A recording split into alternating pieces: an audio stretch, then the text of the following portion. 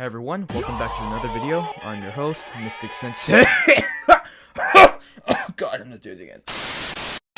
I haven't made a tutorial video in a while, and since we're at the end of the year, I thought it'd be pretty cool to end it off with one final tutorial of 2022. Today, I'll be teaching you koais how to draw any poses with little skill.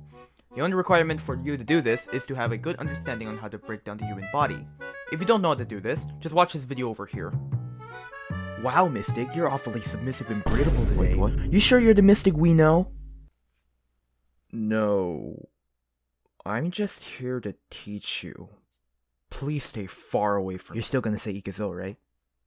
I was gonna say that, but you kinda cut me off.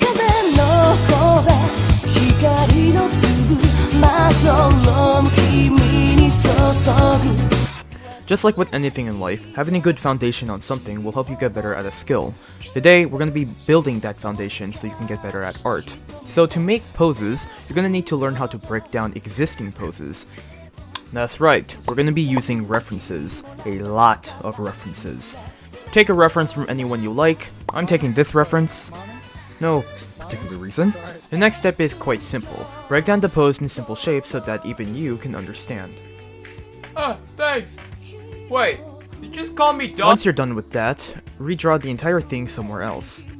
If you watch my previous anatomy videos, link in the description below, then you will notice that this method is pretty much the same method as before. You're basically applying the same principles, only this time, the figure is actually moving. You can start taking other photos and break them down as well. This is a good way to build up your mental library. Eventually, you'll be able to make poses on your own. We're pretty much done with this lesson, but if you want to make your poses even better, here are some tips. The line of action is an imaginary line that you can draw along the character's pose. This line helps the pose look clear and dynamic. If you're not sure if your action pose is clear enough, simply draw a line through it and see if it's as crooked as Yosuke's sexuality for girls. Here's an example for my visual kitsune blobs out there. I'm gonna take my Itadori statue and ask where the line of action is. Can you see it? If you can't, it's okay, we can't make our parents proud anyways. The line of action is from Itadori's punching hand, all the way down to his foot. Here's my Tatsumaki figure. Her line of action is pretty simple, it's just a standard vertical curve. I am now going to show you a bad example of line of action. Here's a manga cover of the hit manga and now anime series, Man Saw Chain. You can clearly see that Dennis' line of action on his torso.